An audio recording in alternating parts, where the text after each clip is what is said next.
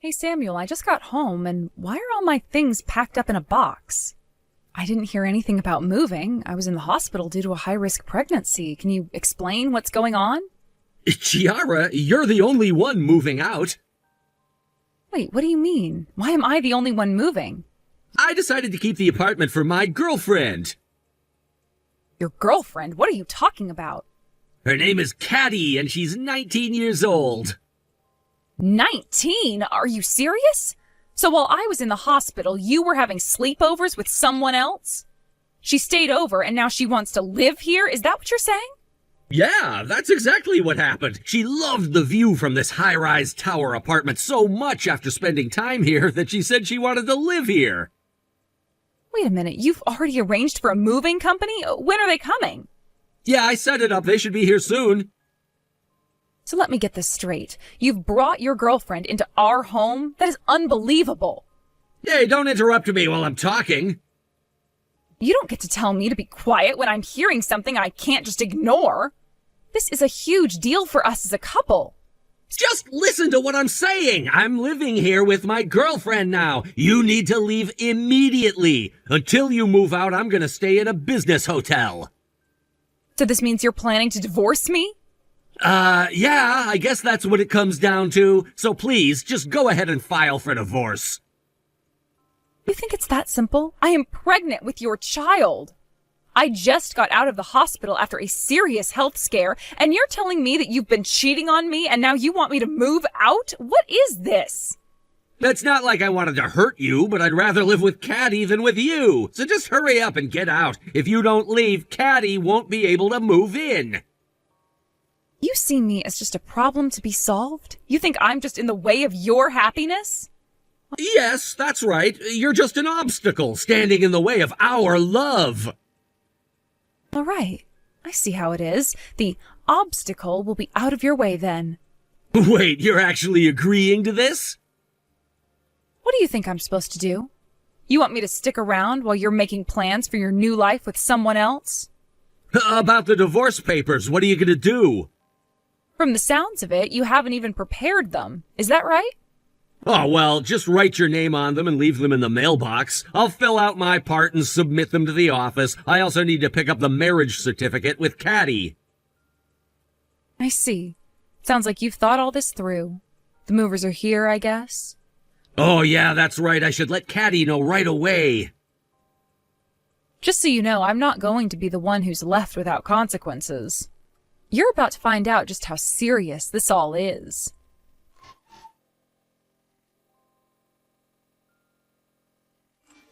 Caddy! Starting tomorrow, my wife is officially moving out so we can finally live together in the tower apartment. Oh, really? Oh, that's amazing! I made sure to clear out my wife's room completely so it's all ready for you. Thank you so much. I asked for that room and you made it happen so quickly. You want me to help you with your packing? No, that's okay. I'm in the final stages of getting everything sorted. Actually, I might have already canceled my lease on my current apartment, so I'm fully committed to moving. Wow, that's really fast. I just can't wait to move into your tower apartment. Oh, Caddy, you really care about me that much? Of course, I'm really looking forward to it. I'll show up bright and early tomorrow morning to surprise you. Sounds great. I guess that means I should take a day off work so I could be there to welcome you. Wow, you're really going to take a day off just for me? Oh, that's so sweet. Once I arrive, we can have some fun in that amazing room with the stunning view. I can't wait to cuddle up with you there. Absolutely. I can't wait to see you. I'm really excited about you moving in and all the time we'll get to spend together. I've been dreaming about this day. The thought of living together, waking up next to you every morning, it's just so perfect. And I promise to make sure you have everything you need to feel at home. I want you to love living here as much as I do.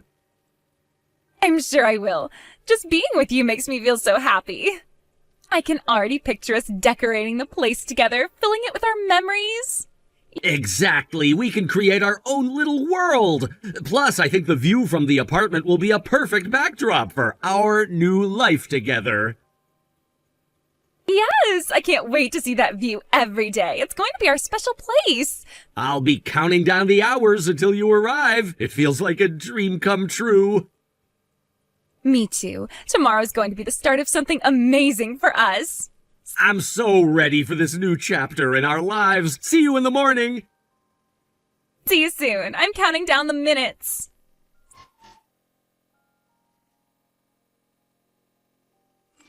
You know, living with the person you love and being able to be affectionate all the time is just the best. I've been using up all my remaining paid leave from work just to spend time with Caddy and enjoy being together.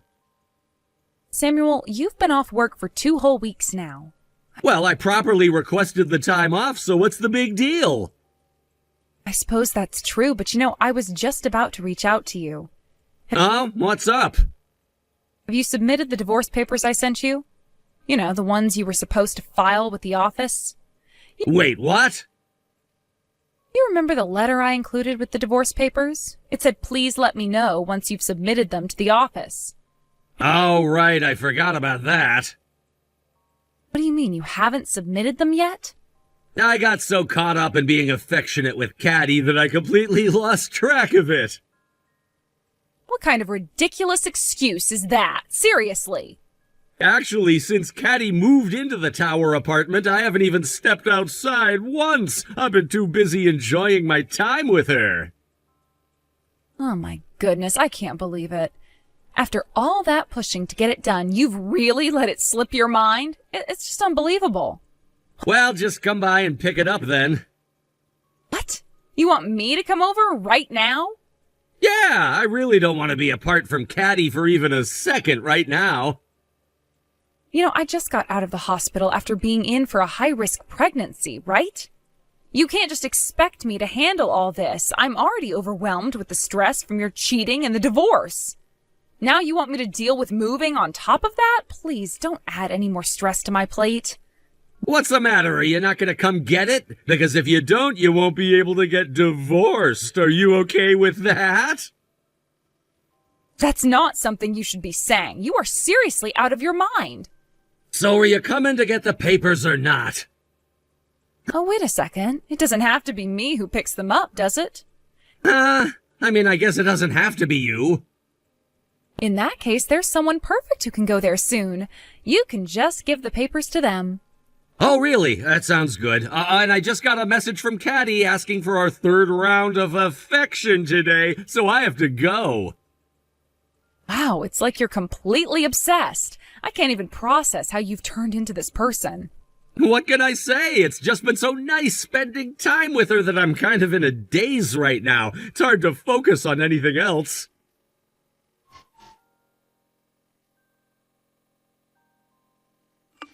Hey, Chiara, what's this about alimony and child support? You're seriously asking for alimony from Caddy, too? You've heard all about it from your lawyer, haven't you?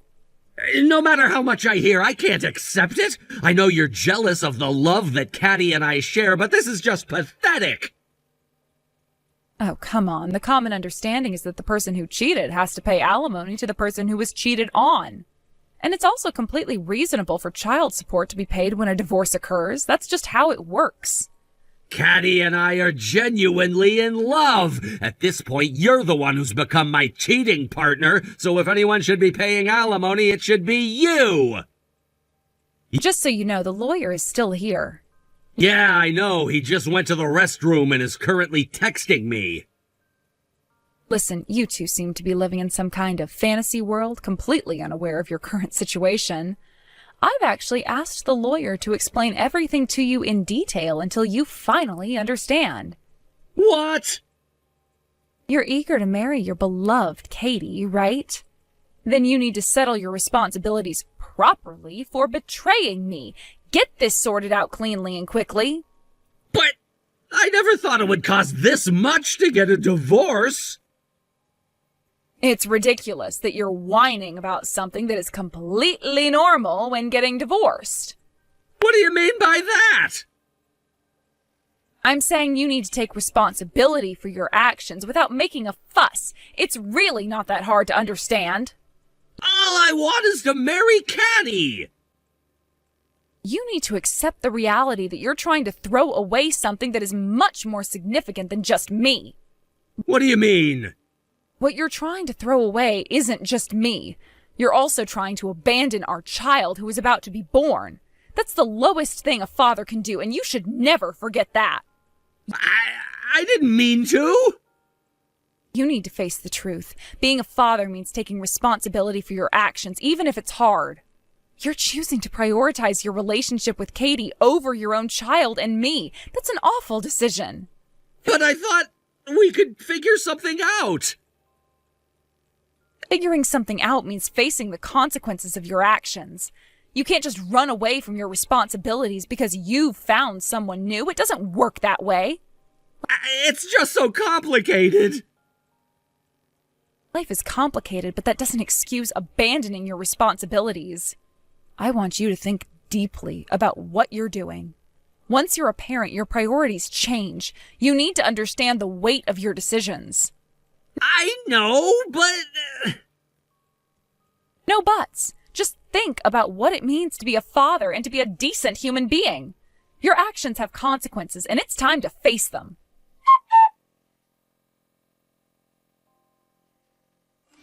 I've transferred the alimony and child support. You don't need to keep contacting me about it. I've been informed through my lawyer.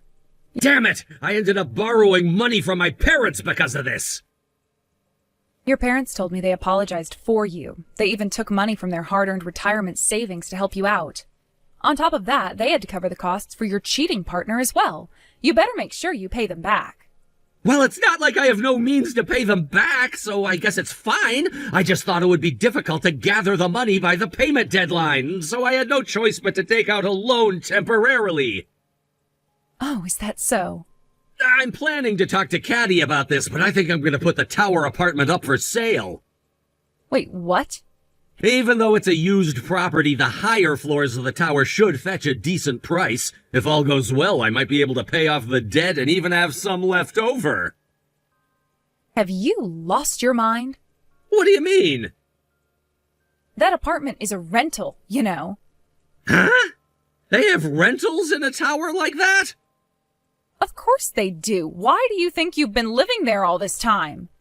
I thought you could only buy apartments in a tower. I assumed you bought it, and that since we got married, it would automatically belong to me as your husband. How could you have such mistaken belief? Wait, what? Why did I think that? You always act on your baseless assumptions and unreliable instincts. Anyway, it's a rental. Plus, it's in my name. What? You moved into the apartment I was living in before we got married. That means you don't have any right to sell it. And since we're getting a divorce, you can't live there anymore either. Wait! Well, you could continue living there if you changed the lease into your name. But by the way, how much is the rent? It's $5,200 a month. 5,200? That's almost 3 times my monthly income. There's no way I can afford that. You haven't forgotten that I run a business with my best friend, right? Sure, I'm on maternity leave right now, but I have enough income to cover the rent on my own. Wait, what? You had a baby? I should mention that I successfully gave birth 3 days ago. Oh. But don't think you'll have any visitation rights. Once the child grows up, don't try to get involved in their life. Hey, Chiara, we should really reconsider this divorce. What? You're leaving me without a place to live. Well, I canceled the lease on that apartment. What? Why would you do that? We're not officially divorced yet. You can't just make that decision.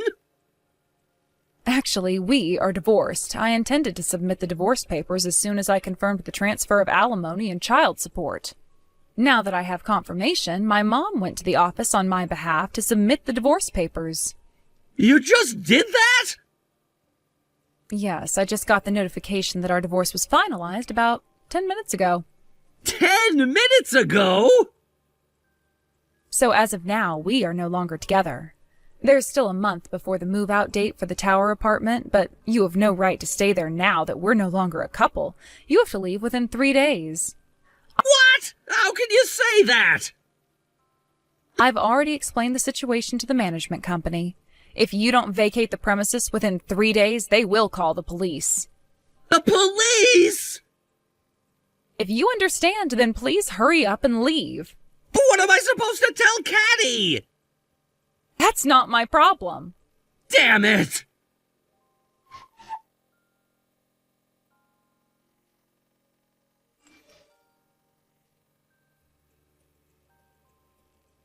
Caddy, I can't believe you're just gone when I woke up this morning. That note about breaking up was just a joke, right? Shut up, you old man. Wait, what? I was so excited to finally be living in the tower apartment, but then I find out it's actually in your ex-wife's name. And on top of that, your income is only a third of hers because you're just a temp. How can you not even know that as her husband? Your head is way too empty. Caddy, you sound like a completely different person. This is just who I am, after all. You're broke, and you have no place to live, and you don't have enough brains to deal with anything, you loser. I've got nothing to gain from a middle-aged guy who's got absolutely nothing going for him. Just for a brief moment, you should feel grateful that you had any relationship with a young and cute 19-year-old like me. Anyway, see you. You're not getting away from me. There's no way I'm letting you escape.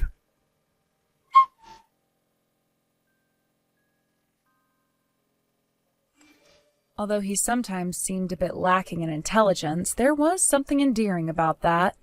There was indeed a time when I had such thoughts about my ex-husband. I would find myself chuckling at his antics, believing that his innocent blunders added a certain charm to our relationship. At that moment, it was easy to overlook his shortcomings, focusing instead on the warmth he brought to my life. This must be what they call the love filter. It's terrifying to realize how love can distort our perceptions, blinding us to the flaws that ultimately become unbearable. Speaking of terrifying, the aftermath of our relationship unfolded like a nightmare. Just as it is often said that the end of financial support leads to the end of relationships. Samuel was unceremoniously dumped by Katie when the money ran out. It was a classic case of when the well runs dry, so does the love. However, what transpired next was beyond anyone's imagination. Simultaneously with his departure from their luxury apartment, he managed to morph into a stalker. The verbal abuse he unleashed during their breakup was so severe that, ironically, it seemed to ignite a twisted passion in his heart for Katie. It was as if those hateful words fueled his obsession rather than scaring him off. The cruelty of their parting left scars on both of them, but for Samuel, it seemed to morph into an unhealthy fixation on what he had lost. No matter how hard Katie tried to escape from him, Samuel would somehow appear out of nowhere, like a ghost from her past. Sometimes he would look at her with a resentful gaze filled with an unspoken bitterness and anger. Other times he would show up with a creepy, overly cheerful grin that sent chills down her spine. His demeanor almost unsettlingly enthusiastic in the midst of his desperation. It was a jarring contrast, making Katie question his mental state even further. Even Katie, who had always been resilient and strong-willed, appeared to be significantly affected by the situation. The relentless nature of Samuel's pursuit seemed to take a toll on her mental state. It was like watching someone being slowly worn down by the relentless waves of an unyielding sea. The pressure just kept building, and she seemed to be reaching her breaking point. The psychological warfare he waged was exhausting, leaving her in a constant state of anxiety. Currently, it seems that both of them are undergoing treatment in separate hospitals, far from one another.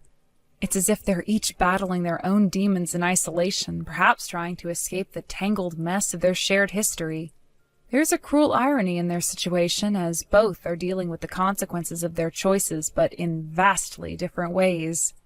Each hospital room tells a story of regret, pain, and the desperate search for redemption. In retrospect, the relationship had always been a roller coaster ride. From the beginning, it was marked by highs and lows, laughter and tears. At first glance, they appeared to be the perfect couple, dazzling in their shared experiences and affection. They traveled to exotic locations, shared romantic dinners, and painted a picture of bliss that everyone envied. Yet, as the initial allure faded, the cracks began to show. Samuel's behavior shifted from charming to possessive, and Katie found herself walking on eggshells, unsure of what would set him off. Initially, their shared life in the luxury high-rise was filled with dreams and aspirations. They hosted lavish parties, inviting friends and acquaintances to showcase their successful life. However, the glamour began to dim as financial strains became apparent. Samuel's job was not as stable as he had portrayed, and Katie's once thriving career faced unforeseen setbacks. The glitzy lifestyle they had created began to slip through their fingers like sand, and the cracks in their relationship widened. As the money began to dwindle, so too did the affection between them. It was as if the wealth had acted as a glue, holding their relationship together, and when that glue began to weaken, the underlying issues bubbled to the surface. The tension escalated, culminating in an explosive arguments that would leave them both feeling empty and drained. Each argument chipped away at the foundation of their love, and resentment began to fester. The final straw came one fateful evening. They had been out to dinner, and the conversation took a turn for the worse. What started as a casual discussion about finances quickly escalated into a full-blown shouting match. Harsh words were exchanged, and amidst the chaos, Samuel hurled insults at Katie that were not only cruel but deeply personal. The wounds inflicted during that fight were deep, and they resonated long after the dust had settled. In that moment, something in her snapped. Katie had always been a fierce and independent woman, but in that heated moment, she realized she could no longer endure the emotional torment. She left the restaurant in tears, her heart heavy with the weight of the relationship's demise. Samuel, in his rage, did not follow her immediately, but instead sat there, simmering in his anger, allowing the reality of their situation to sink in. As days turned into weeks, Katie tried to move on. She packed her belongings and found a new place to live, far away from the memories of their life together. Yet no matter how hard she tried, Samuel's shadow loomed over her. He would call, text, and occasionally show up at her new apartment, each time with an increasingly desperate demeanor. The emotional turbulence of their breakup manifested in Samuel's behavior, and it was clear that he was spiraling out of control. For Katie, the freedom she had longed for became a prison of fear.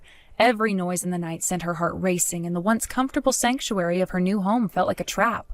The moments she had once enjoyed alone now felt suffocating, and the weight of her past loomed over her like a dark cloud.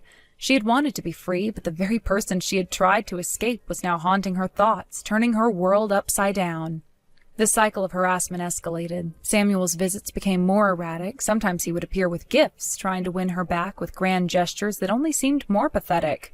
"Look at what I brought you," he would exclaim, holding out an extravagant bouquet of flowers or a fancy dinner reservation, desperately attempting to rekindle the flames of their past. Other times he would confront her with accusations and fear, his eyes wide with desperation. It was a terrifying juxtaposition, and Katie felt trapped in a horror movie with no way to escape. Katie soon realized that she needed to take drastic measures to protect herself. After consulting with friends and family, she made the difficult decision to seek a restraining order against him. It was a painful step, but it was necessary for her safety. She gathered her strength and recounted her experiences to the authorities, feeling both empowered and terrified. Each recounting of the harassment brought back waves of trauma, but she knew it was a necessary step in reclaiming her life. However, even with the restraining order in place, the fear lingered like a dark shadow. Samuel, feeling cornered and rejected, became more unpredictable. His obsession intensified, and Katie often found herself looking over her shoulder, anxious at every unfamiliar sound.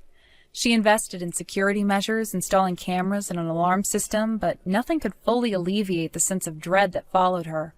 The situation took an even darker turn when she learned that Samuel had been stalking her online. He would create false profiles on social media to follow her, keeping tabs on her every move. It felt like he was invading her life even more, and she was powerless to stop it. Each new alert on her phone sent her heart racing, a reminder that she could never truly escape him. The digital age had made it easier for him to stalk her from the shadows, further complicating her ability to find solace. Eventually, both of them reached a breaking point. The emotional turmoil and the weight of their past began to manifest physically. Katie found herself struggling with anxiety and insomnia, while Samuel's mental health deteriorated to the point where he was hospitalized. The news of his hospitalization reached Katie through mutual friends, a bittersweet piece of information that left her with mixed feelings and nothing